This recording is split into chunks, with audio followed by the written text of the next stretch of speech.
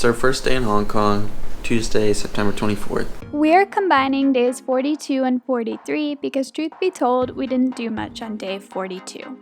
First up on our agenda, a healthy and delicious McDonald's breakfast. We ended up getting Egg McMuffins. Our hotel didn't have breakfast included like we had in Singapore, so this was our option. I know, it looks bad. After breakfast, we decided to be productive and get some laundry done. We didn't have the chance to do much in Singapore, so this was much needed. After a productive morning, it was time to head back out in search of lunch. In order to get around Hong Kong, we purchased the Octopus card. It costs 150 Hong Kong dollars, and the $50 deposit is refundable. The $100 is the travel credit. The good news is when you leave Hong Kong, if you don't use all of it, you can give it back and you'll get refunded your money. Pretty cool. We had been craving dumplings ever since we planned the Hong Kong trip. We stumbled upon a place called Home Dumpling. They had a set menu and the dumplings were really delicious. We ended up getting a cold noodle salad to go with it as well as some coconut water. We walked off lunch down by the water and got a beautiful view of the cityscape and the water. It was a really nice day and a really cool way to see the city. Let's get into the next day. It'll be more interesting, I promise. Good morning from Hong Kong. Today is Wednesday, September 25th. Bit late start to the morning. Had a nice sleep in. Bit of a budget breakfast this morning. So we're just gonna have some cup noodles that we got from 7-Eleven.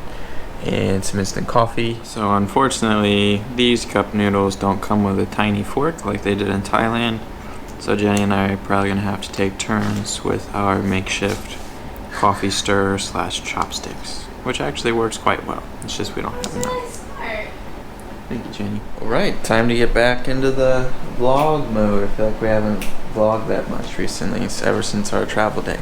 Yeah, so last night, just a little mini recap, I had a old friend coworker that I used to work with back in the US a couple years ago who just moved to Hong Kong and is living here, so he took us to a super secret restaurant which was in someone's apartment. We absolutely never would have found it on our own and the food was really good. So that was a cool experience and his coworker came with us too and he was really nice. And then they brought us out, we got a drink, and we learned so much about Chinese culture in Hong Kong and about Chinese relationships and basically this whole other world and culture that we really didn't know much about. So really cool night. Thanks, James. It was a great time, but we didn't film any of it because we were just enjoying. That's my recap.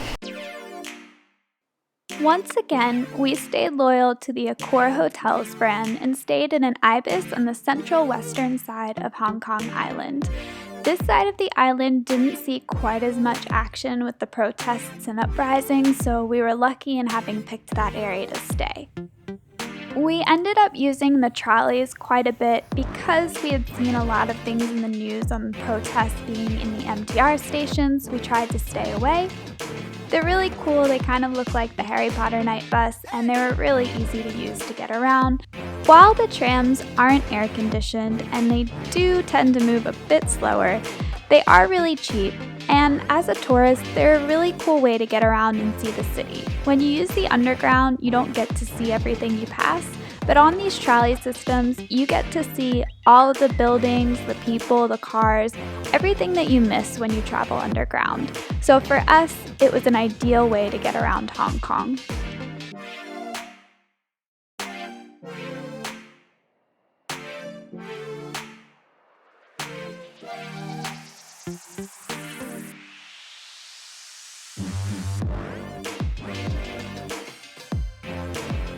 While doing our research, we had seen Times Square, Hong Kong listed as an attraction to go see, so we figured why not check it out on our way to Causeway Bay. So we made it to Times Square. Yeah, honestly a little underwhelming. I thought it was going to be more like a street with signs lit up from what I saw online. I think the article I looked at had the wrong pictures, I don't know, but it's pretty much just a big mall. And to be honest, we've seen cooler malls. I don't want to be judgy or bratty. No, And I think that's what James said as well when he met with him last night. So yeah, just a mall, stop by, keep going. There's a Times Square sign. The thing that Times Square did have was a really nice public restroom. So next stop, Causeway Bay. On our way to Causeway Bay, we stumbled across Victoria Park. It was an expansive park full of beautiful green trees and flowers, and there were tons of people playing tennis, going for jogs, and pigeons flying into us. Ugh.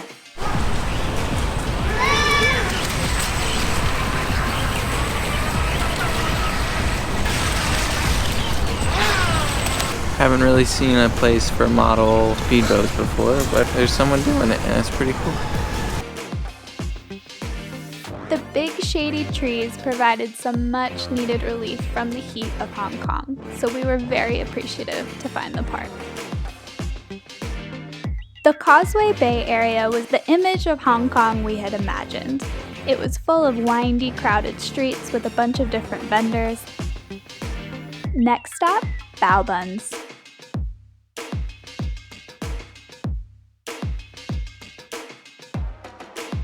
This spot to eat, maybe down here? Yeah. So we're in Causeway Bay, and we really wanted to try buns while we're here, and all we know is pork bun. I can't read any Cantonese or Mandarin, so I tried to just say pork bao, and she basically told me go away. So luckily there was this really nice guy who spoke English next to us, and he asked us what we wanted and he ordered for us. So we got some sort of meat and vegetable bun, I think. I'm really glad he was there, otherwise I don't think we would have gotten anything. Or we would have just pointed and got something really random. So thanks, mister. Really nice. Makes our trip a little bit better. Ah, it was big as my head.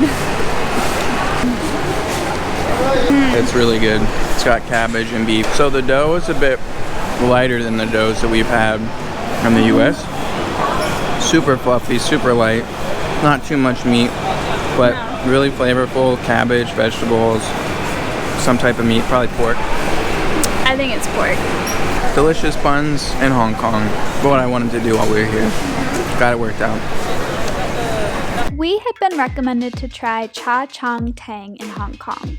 It's kind of the equivalent of an American diner with cheap, good food. We found Angus Cafe in Causeway Bay. We both got a couple sandwiches and some iced milk tea. All the food looks delicious. There was a big queue outside, but we're excited and hungry, and the milk tea is delicious. We've been eating noodles and dumplings for the past few meals, so we figured we'd get a yummy little sandwich, which looks awesome. So not a little sandwich, big sandwich. Really good, so different, such a nice chain. Angus Cafe, a winner. Thanks Jeremy for telling us what to look for. Yeah, that was really helpful. It's cool. It's like a sit-down diner. There weren't many Western options for us, so we got a nice little club sandwich. We definitely got judged hard by the two ladies across from us, but I don't care. Yeah. And it was all 86 Hong Kong dollars, which $4 or $5 each. Wow, 4 or 5 American dollars each, so cool. And we have a snack, so we didn't finish it all. With full stomachs, we headed back to the hotel to take a break from the heat and to get off of our feet a little bit. We took another trolley and were able to check out even more cool sights in Hong Kong. Hey. About 6 in the evening. Took a nap. We weren't feeling so hot after our afternoon tea. No, I don't know why, because we haven't had anything food-wise that's been crazy. I'd argue we ate weirder stuff in other countries, but for some reason, not hitting us well here. Sometimes you never know. So, we're not hungry at all, and it's dinner time, so we're just going to skip that for now and go check out Victoria Peak, which has apparently really cool views of the city at night. And we get to take a cool old tram all the way up. So come with us. We were on a mission to find the Victoria Peak Tram. It's a really old tram that still rides up the side of the mountain to get up to Victoria Peak. To be honest, it was a little hard to find, but we did eventually see some signs on the road pointing to Victoria Peak Tram. So we followed along those signs and hoped for the best. So we made it to the Peak Tram. It was just very confusing. Basically, you don't have to go to that ticket thing that all the signs point you to. You just go to the other side of the street and scan your card and get on. Yeah, so don't worry about tickets. You can still just scan your card and head up to the Peak Tram. We're definitely angled.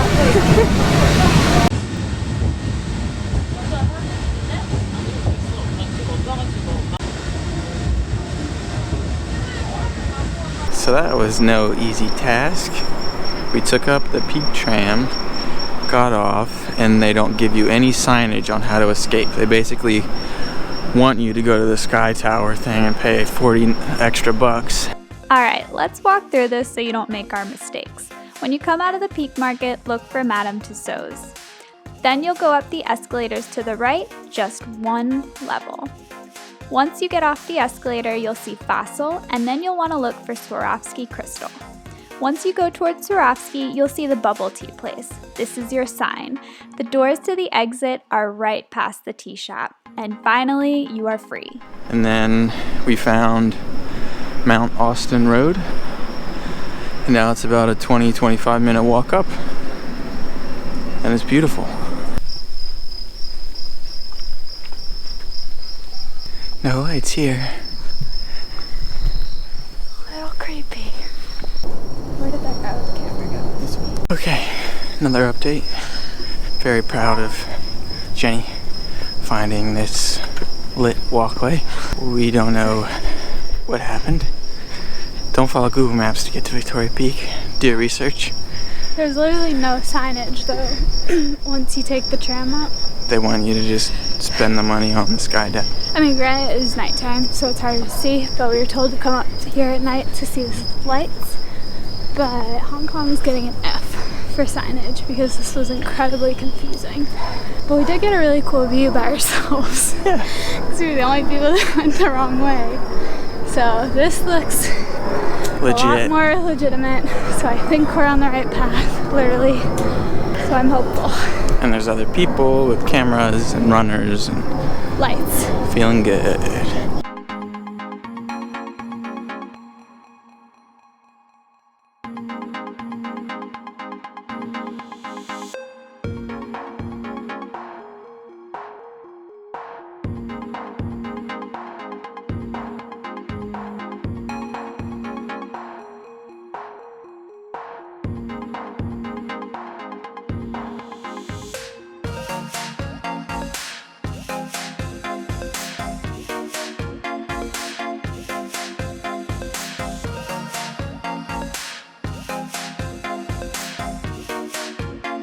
We made it to the lookout point. Luggard Road Lookout is what we're on. That is the most successful lookout that we have found. And it is pretty spectacular at night, as you can see. So it was a little bit of a confusing journey, but it was definitely worth it. The views are awesome. A recap, we exited from over there. We went up that road, which is Mount Austin. We went down there. That's Luggard Road, which would have led us right out to our lookout point, which was awesome. So do that if you're here. That's much easier. Lions Pavilion Lookout, also this way. We ended our adventurous night at Victoria Peak by looking at the Lions Pavilion Lookout.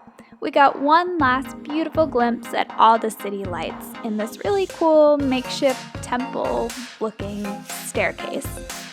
Overall, it was a bit of a headache, but it was worth it. These views were just so cool.